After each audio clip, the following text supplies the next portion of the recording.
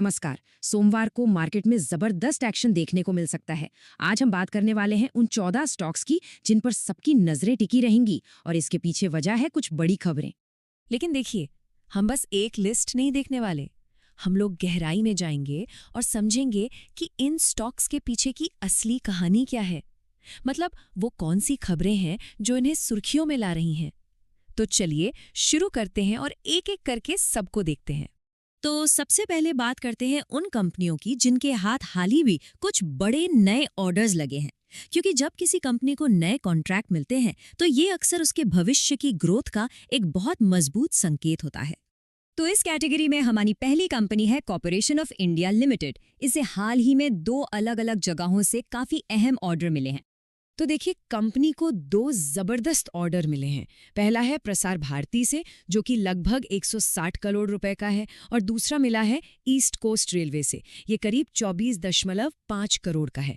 अब जाहिर है ये दोनों ही ऑर्डर कंपनी की ऑर्डर बुक को काफी मजबूत बनाने वाले हैं। हमारी लिस्ट में अगली कंपनी है सेगाल इंडिया। इसे इंफ्रास्ट्रक्चर सेक्टर में एक बहुत ही बड़ा ऑर्डर मिला है, जिसकी वैल्यू सच में काफी प्रभावशाली है। इसकी एक सब्सिडियरी को मिला है NHAI यानी national highways authority of India से पूरे 603 करोड़ रुपए का ऑर्डर। ये सच में एक बहुत बड़ा ऑर्डर है और कंपनी के लिए तो ये एक जबरदस्त पॉजिटिव खबर है। चलिए अब दूसरे बड़े कारण पर चलते हैं, सीनियर लीडरशिप में बदलाव। देखिए, जब भी किसी कंपनी के टॉप मैनेजमेंट में कोई नया चेहरा आता है तो ये अक्सर कंपनी की स्ट्रैटेजी में एक नए मोड़ का इशारा करता है। अब यहाँ 3 बड़ी कंपनियों में लीडरशिप लेवल पर कुछ फेरबदल हुए हैं। सबसे पहले विक्रम सोलर, जहां समीर नागपाल को नए CEO के तौर पर लाया गया है। उम्मीद है कि वो कंपनी को एक नई दिशा देंगे। फिर है सुला वाइनयार्ड्स, जिन्होंने राजीव सामंत पर ही अपना भरोसा कायम रखा है और उन्हें अगले 3 साल के लिए फिर से MD और CEO बना दिया है। ये एक तरह से स्टेबिलिटी का संकेत है। और आखिर में केमप्लास्ट सनमार को AR बालाजी के रूप में एक नए CFO मिले हैं, जो अब कंपनी की फाइनेंशियल स्ट्रेटजी की कमान संभालेंगे।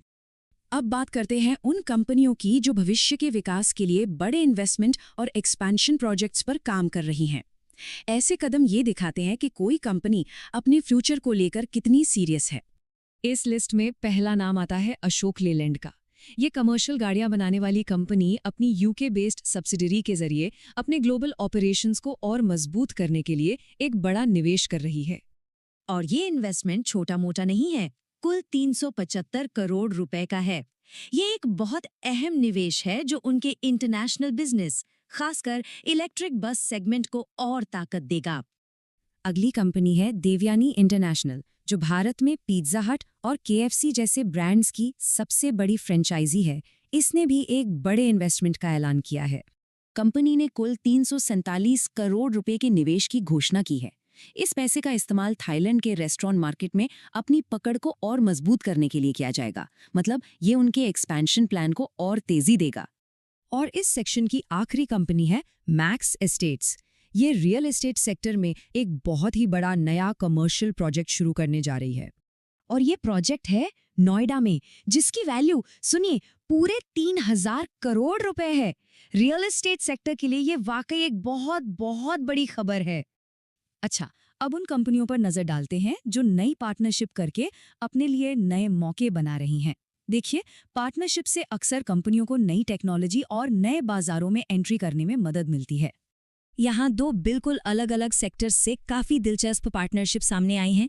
एक तरफ तो है pharma company Eris life sciences, जो नेटको फार्मा के साथ मिलकर भारत में सेमाग्लूटाइड लॉन्च करने जा रही है। ये डायबिटीज की एक ऐसी दवा है जिसकी डिमांड बहुत ज्यादा है। और वहीं दूसरी तरफ ITT दिग्गज कंपनी इन्फोसिस, इसने फॉर्मूला E के साथ मिलकर एक AI powered research centre launch किया है। सोचिए, टेक्नोलॉजी और स्पोर्ट्स का क्या जबरदस्त कॉम्बिनेशन है। चलिए, अब आखिर में कुछ बड़े और जाने पहचाने नामों से जुड़ी जरूरी खबरों पर एक नजर डाल लेते हैं। ये वो कंपनियां हैं जिनकी हर छोटी बड़ी बात पर मार्केट की नजर रहती है। तो यहाँ कुछ बड़े अपडेट्स हैं। टाटा मोटर्स 1 अप्रैल से अपनी कमर्शियल गाड़ियों के दाम 2% तक बढ़ाने जा रही है। टाटा स्टील ने कलिंगनगर में 3200 करोड़ रुपए का एक नया प्लांट चालू किया है, जिससे उनकी प्रोडक्शन कैपेसिटी बढ़ेगी। और महिंद्रा हॉलीडेज अपने एक्सपेंशन को जारी रखते हुए दार्जिलिंग और गणेशगुड़ी में 2 नए रिजॉर्ट्स लॉन्च कर चुकी हैं। अब एक बहुत बड़ी खबर आ रही है स्टेट बैंक ऑफ इंडिया से। SBI को 6,300 करोड़ रुपए से भी ज्यादा का एक टैक्स नोटिस मिला है, जो पहली नजर में थोड़ा चिंताजनक लग सकता है। हाँ, लेकिन बैंक की तरफ से जो बयान आया है उस पर ध्यान देना बहुत जरूरी है। बैंक ने एकदम साफ कर दिया है कि इस नोटिस का उनके फाइनेंशियल्स पर कोई असर नहीं पड़ेगा, तो ये इन्वेस्टर्स के लिए एक बड़ी राहत की बात है। तो कुल मिलाकर आज हमने क्या देखा? हमने उन मेन वजहों को समझा जो मार्केट में हलचल मचा सकती हैं, जैसे कि नए कॉन्ट्रैक्ट्स मिलना, टॉप मैनेजमेंट में बदलाव होना, बड़े बड़े इन्वेस्टमेंट और एक्सपेंशन प्लान्स, नई पार्टनरशिप्स और जाहिर है बड़ी कंपनियों से आने वाली अहम घोषणाएं। और ये सब हमें एक बहुत ही दिलचस्प सवाल पर लाकर खड़ा कर देता है। किसी भी कंपनी के भविष्य के लिए सबसे मजबूत सिग्नल आखिर होता क्या है? क्या वो एक बड़ा नया ऑर्डर होता है, या एक नया CEO, या फिर कोई बहुत बड़ा एक्सपेंशन प्लान? इस पर जरूर सोचिएगा।